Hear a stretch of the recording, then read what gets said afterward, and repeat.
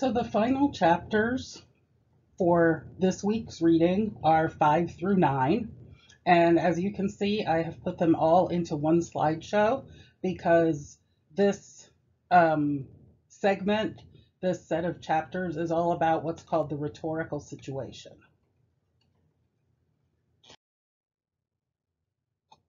So there are 5 elements in the rhetorical situation. They are purpose, audience, genre, stance, and media design. That's all that there is to the rhetorical situation. And each of the next slides will discuss in detail each one of these different elements. So the first element is purpose. And we know what purpose is. The purpose of anything is why we do it. So the purpose of any particular piece or text that we write is why we write it. And there are many purposes for writing. Some of them overlap, of course. See the left chart here for examples of purpose. There are a lot of them listed here.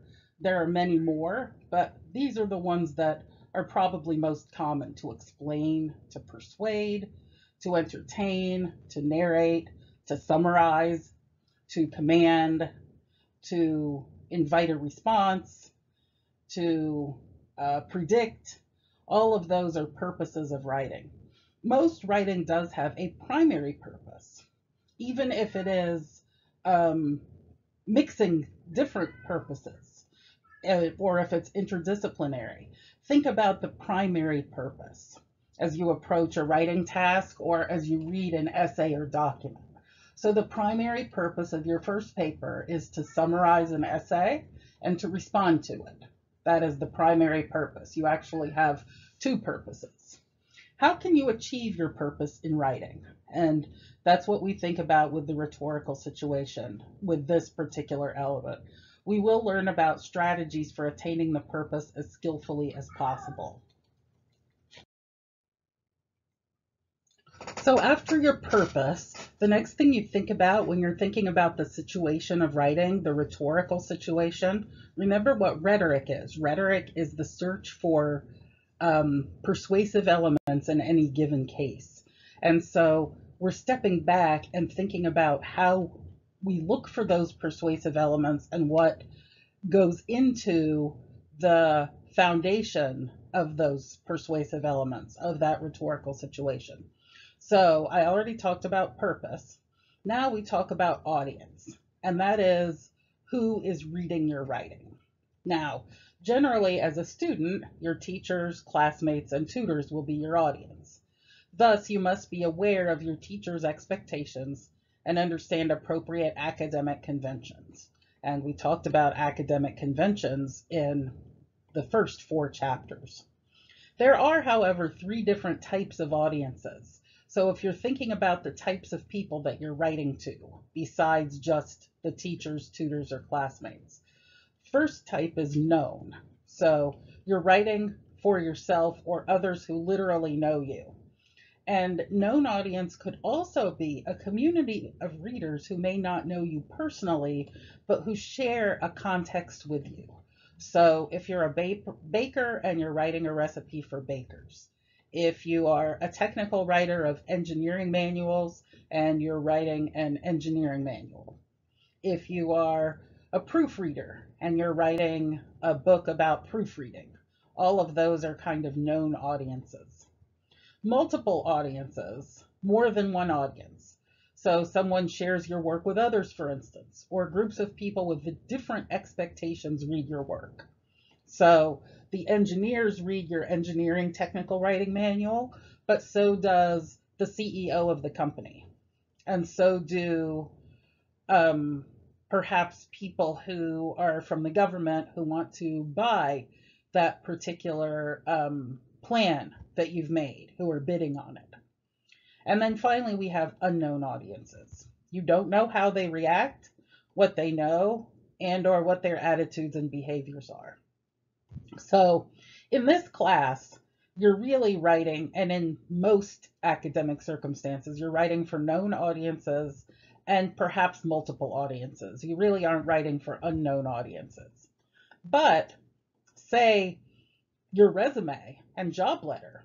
Perhaps you are writing for unknown audiences. You don't necessarily know what their expectations are or how they react or what their behaviors are. So here are some questions to consider for all audiences that you're trying to reach, whether they are known, multiple, or unknown. What do you know about your audience? So, for instance, what are their demographics, their education, life experience, race, gender, sexuality, religious beliefs, their career? Any of those things could play into how you understand them. What are their interests? What are their political motivations and affiliations? All of these things will help you determine how to write to that particular audience.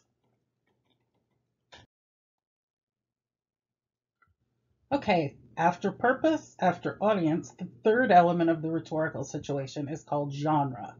What is genre? Genre literally means a class or category of artistic endeavor having a particular form, content, or technique.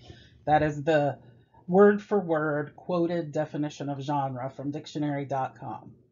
So something like a report, an evaluation, a blog, an email, a poem, a novel, all of those are specific separate writing genres. The genre helps you to dictate how you will write and what you will include in the writing. And we are writing 5 different genres in this class. All of them are within the realm of nonfiction writing. You're not writing fiction. They're all in the realm of academic writing. So if you want to put them under a rubric of one genre, but then we specifically divide them into separate genres. So summary and response, that's a genre. Analysis is a genre, analysis of a written text. Argument, arguing a position, that's a genre. A resume and a job letter, those are genres. And a literacy narrative, so a personal narrative about an element of your literacy, that's another genre as well. Certain words, as seen in the textbook, can reveal genre, such as inform or explain for a report, or autobiography or narrate for a memoir. And some questions to ask when you think about the genre of writing you are doing at any particular time. What are the strategies you will use in this genre? And we will have notes and talk about writing strategies starting next week and into the rest of the semester. What tone does your genre dictate? Is it a formal tone? Is it informal? Is it opinionated? Is it excited? Is it ironic? Is it joyful? Is it angry?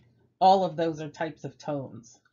And what design can you potentially include for this genre? So are there pictures to include? Are there charts and graphs? Is there a certain way or format that genre should be written in? So genre is the type of writing that you're doing.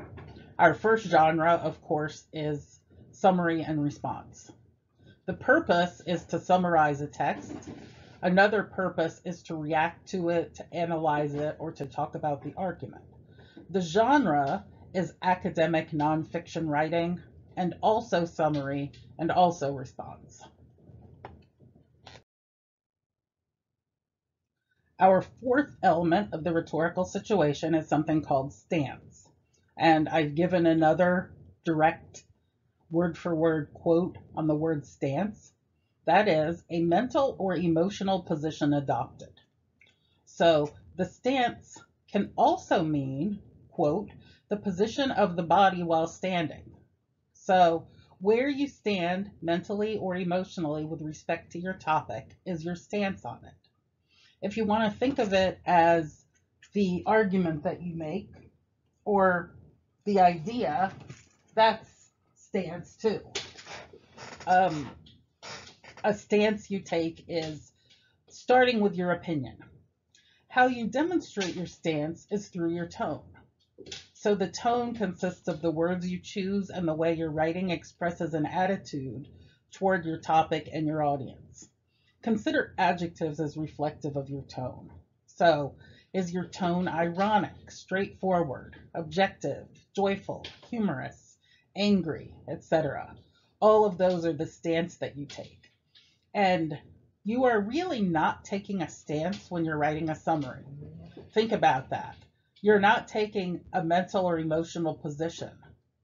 You are actually just putting in your own words what the author has said.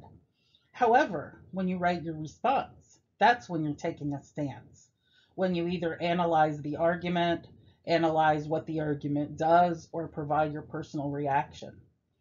All of the rest of the types of genres that you work on this semester will incorporate your stance as well. So it's probably a good way to think about stance. The difference between a summary and response is where you don't have a stance and then where you do have a stance. And the final element, the fifth element of the rhetorical situation is media/design. So the type of media that you use and the design that you use also, if you do so, in creating your text. So depending on the purpose, audience, genre, we choose various media. A medium is the way information is communicated, whether it's verbally, in writing, such as handwriting or computer writing, video, typing, computer, audio, etc. All of those are the different media that we could use. We combine different media in order to create a multimedia text. Including photos in a text is a design element, or including a chart or a graph, or including video or audio. So these PowerPoint presentations that I've used are multimedia. They're YouTube videos, they're also slideshows, they have design elements, they sometimes have movement, they also have audio. So these are multimedia that I've used with you. Thinking about fonts, highlighting bold or italic print is also an element of design. Finally, how does your audience expect your final presentation or project or paper to look? Your papers may utilize some elements of these design and media aspects, such as pictures or charts and graphs, although the media will always be a computer-generated essay in MLA format for the first 4 papers. Finally, though, when we get to your 5th project of the semester, which is a resume that you're creating, you will certainly take into consideration design elements to make it stand out for your particular purpose and your audience, and the stance that you're taking in your job letter, which will be to ask for a job. So anyway, that is the rhetorical situation. It is something that we will consider with all of the types of texts that we write this semester, because it's a way to step back before you begin writing, analyze the different elements of your project, what goes into that project, and how all of those elements will work together to help you do the best you can possibly do for that particular project. Okay, that's all. Bye-bye.